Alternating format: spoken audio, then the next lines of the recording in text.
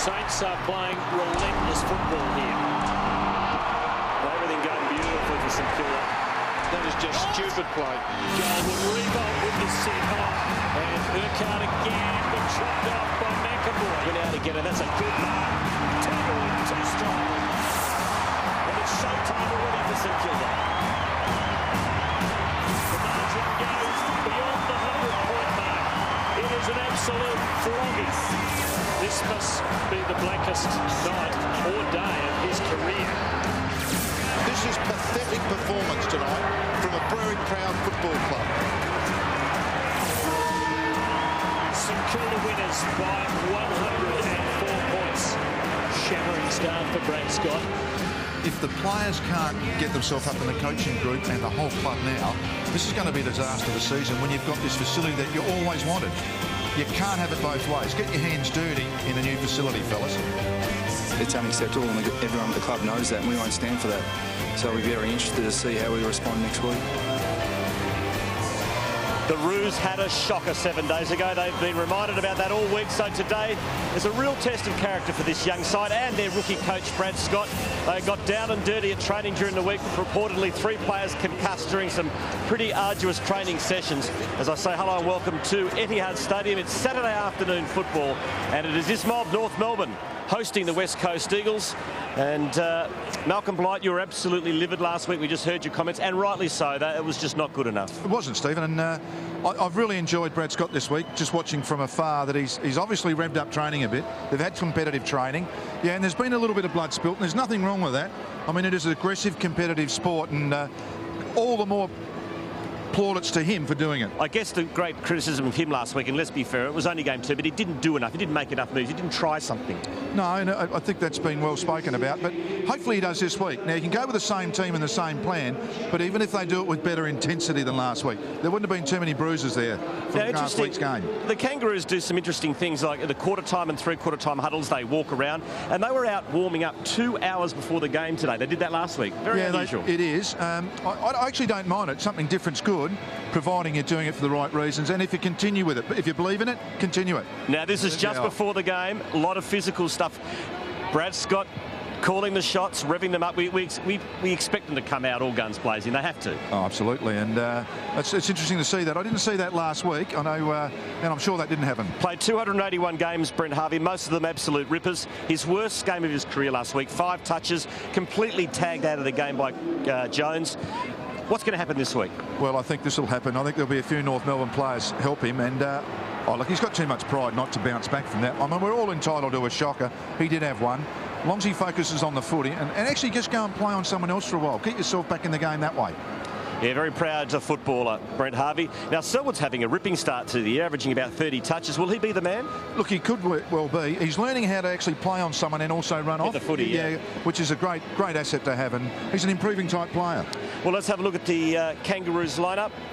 And just in the battle in the rucks, isn't it? Some pretty good names in the ruck. You've got McIntosh and Goldstein against Nat Nui and Cox, so that's something to look forward to. And the other thing is the forward Edwards back. Edwards back. It will help Hale.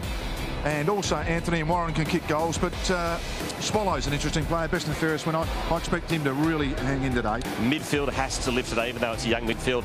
Well, speaking of teams that aren't going too well, 0-2, I'd tip West Coast to be the big improver this year to make the finals, but like the Roos, they haven't had a win yet, but their form's been okay. Stephen, I reckon it's been pretty good. I mean, they were a bit unlucky last week, I thought, against Port. They burnt the ball a bit late, but their team, this is what I like now. You've got Kennedy, Hanson's back in, and you've got McCrath.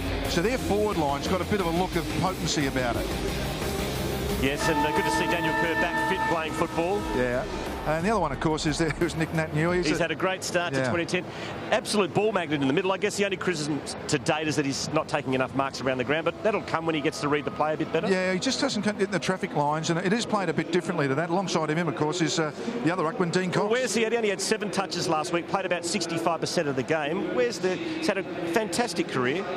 Marvellous play, but his first 2 games have been poor, and I think he's either in or out. If he doesn't play a good one today, he'd have to go back. He'd have to go back and get some form. Ooh. Okay, well, let's see. Dean Cox has a big one today for Malcolm Blight to say. Anyway, we're going to take a break here at Etihad. Both coaches under the pump. They need a win to kickstart their 2010 season.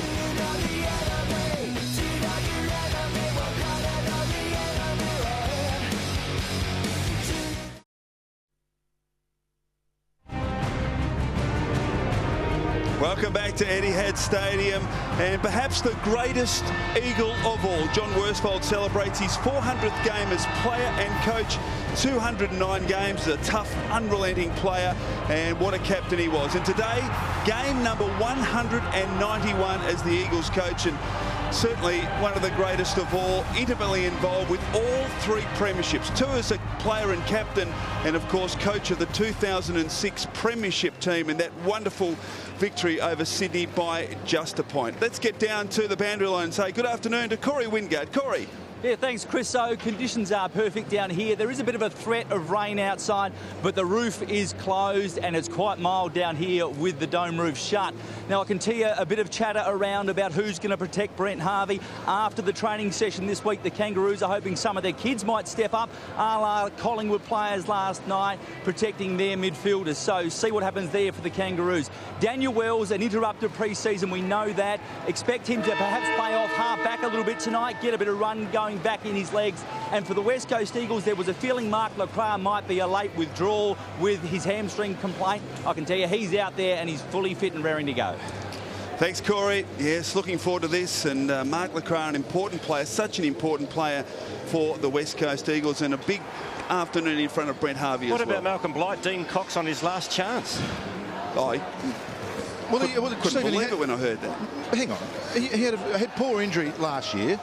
And if he has 3 bad ones in a row, I mean, what else do you expect? Go back and get some form. I hope he plays well, of course. I mean, I love watching him play.